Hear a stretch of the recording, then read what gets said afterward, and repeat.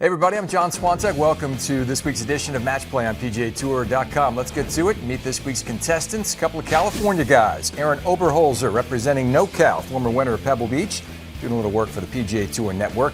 And representing SoCal, Sean Martin, senior writer, Golfweek magazine, with the honor for topic number one. Bryce Mulder takes the Fries.com Open, becomes the 14th first-time winner this year. Sean, which of those guys was the most impressive or most unlikely to you? I think it's got to be Keegan Bradley, especially because not only does he get that first win, he gets a second, he gets a major. And the thing that was kind of overlooked is only a year before that PGA victory, Keegan Bradley is a winless Nationwide Tour rookie. He's on the bubble for the top 25, needs to finish off his season real well to get a tour card. And then he rolls off 4 consecutive top fives towards the end of the year to get that tour card. So you're looking at a guy who wasn't even really, dominating the Nationwide Tour 12, 13 months ago. And now he's the hot thing on tour. He's a Player of the Year candidate, and it's just been an amazing rise for Keegan Bradley, almost unprecedented. Yeah, both victories for Bradley in sudden death this year. Arron, some good stories out there. Which one do you like? I think Brendan Steele, in my opinion, he's just as unlikely because he had to win the Nationwide Tour Championship last year just to get his tour card.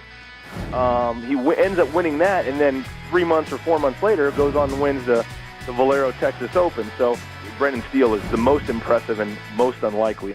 It was a quick rise to PGA Tour winner circle for both guys off the Nationwide Tour. Let's have topic number one and move on to our second topic. Arron gets the first swing at it. Tiger Woods tied for 30th at the Fries last week. Arron, was it encouraging, disappointing, predictable, or another fancy word you're going to impress me with? I'm gonna impress you with another fancy word, big guy. Here's your 10-set word of the day: innocuous. Okay. It was innocuous, and it just didn't do anything for me. I've been playing with Tiger Woods and playing around him since we were 18 years old, and he's always been able to impress me. And nothing that he did this last week screamed Tiger of old. Now, obviously, hasn't played in 2 months, and he's trying to come back off of another, rehabbing his knee again, or getting it better, or getting the Achilles better, or whatever he's doing. He's got a lot of things obviously going on in his life outside of golf. So I think that he's trying to find himself again. Still trying to find himself and find his game.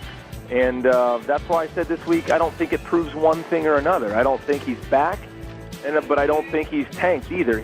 He needs a lot of reps. He can't do it like he used to do it, going out every 4 weeks and winning a golf tournament. He's just not going to be able to do it that way anymore, in my opinion. 3 straight 68s to close for Tiger. Sean, did that do anything for you? I'm going to go with encouraging. It's not Tiger Woods of 2000, but it also definitely wasn't Tiger Woods of 2 months ago at the PGA when it was just an absolute train wreck.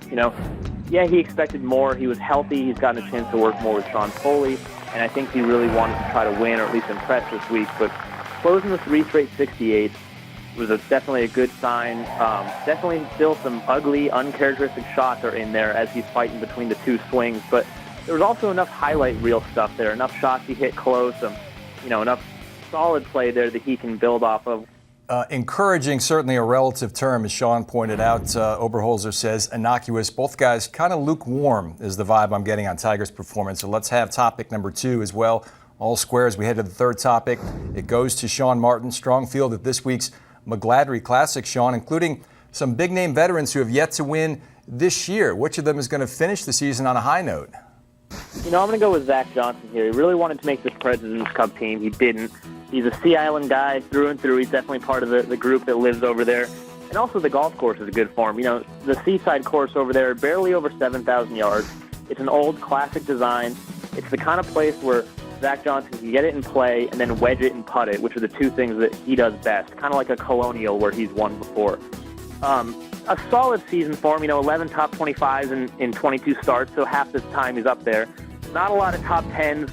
Good finish to the FedEx Cup playoffs, 16th at Deutsche Bank, 31st at BMW. So he's been close, but not quite there. A couple weeks off, I think a good course for him, a little home game, and could get a W for him. Yeah, definitely a good golf course for Zach Johnson this week. Arron, who do you have your eye on? My pick is Kuchar. Here's a guy who set a record for PGA Tour money this year without a win, and is just Mr. Consistency. I think only Luke Donald has more top 10s than Matt Kuchar does over the last couple of years.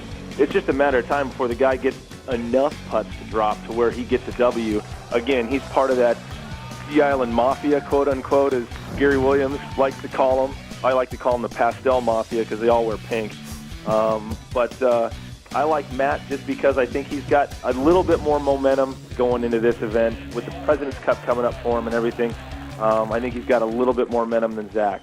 Both Sea Island guys, they're both going to be comfortable this week. Let's give Matt Kuchar a slight edge because, as Arron points out, looking around into form for the President's Cup and a little bit more of a consistent season than Zach Johnson. So Arron gets the topic number 3 and nudges Sean Martin in this week's edition of Match Play. Thank you, guys. It was well played.